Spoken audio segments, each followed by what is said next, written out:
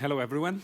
As someone said previously in the audience, Africa is the future. If you think about the amount of resources in the continent, you think the amount of arable land, the natural resources. But if you think that by 2050, Africa will have the largest workforce, the largest amount of people in working age in the world, you can see that it's a land that is blessed with resources. Now, things have not been very good for the continent in the past decades. There are a number of reasons for it, but we believe that one of these reasons is the leadership, and not only political leadership, but the leadership in companies, the leadership in society. It has not been as good as it could have been. And that is precisely our mission. So what we are here for is we want to train ethical and entrepreneurial leaders to push the continent forward, to serve the African continent, and make sure that it lives up to its potential. Concretely, what we want to give them is an excellent education at a scale. And the scale means that in the next 10 years, we have to train 3 million people. So this is what we want to do, and as you can see, that is a challenge. There are not enough professors in the world to do that.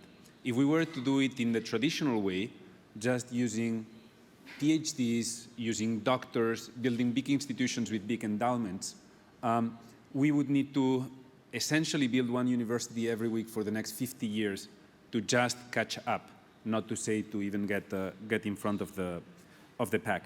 So we need to use a new learning model, a learning model that is based, yes, on the knowledge that is available in people, that is available on the internet, because as of today, one person in the Masai Mara has more information in his fingertips than someone 30 years ago used to have when studying at Oxford, right? So the knowledge is there. But what we need to make sure is that we build the communities around them so they can profit from that knowledge, right? Because the talent is evenly spread, but the opportunity is not. So how is our learning model? As I said, we emphasize peer learning. We don't have plenty of professors, but we do have plenty of students, and so they learn from each other. They focus on missions and not on majors. So what they are studying is how to solve a concrete problem in a concrete location.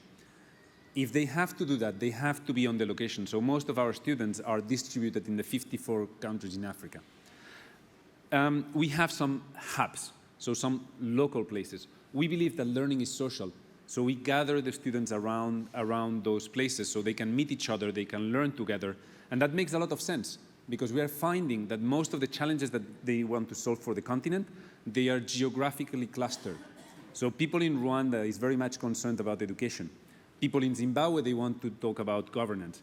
People in West Africa, they want to talk about women's health. So it makes sense that they are together and that they can learn from each other.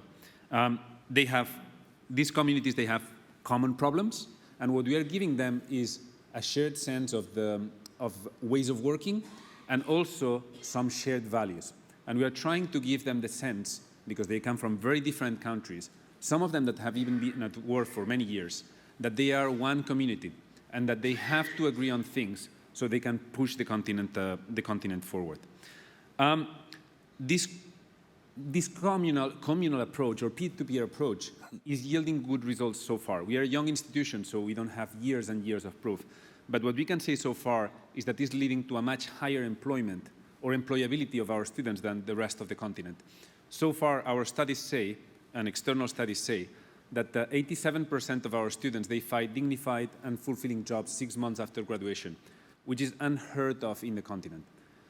If I take as an example Kenya, it takes a typical university graduate between 3 and 5 years to find a job position that we could consider to be dignified. And we are also talking about multipliers. And by multipliers, what I mean is that each one of our students, they generate 7 jobs in the continent. So if we can develop 3 million leaders, we will be able potentially to create 27 million jobs in the continent, which are sorely needed. So I'm here today to talk. Same as you, we also work in capital, just another kind of capital, which is the human capital.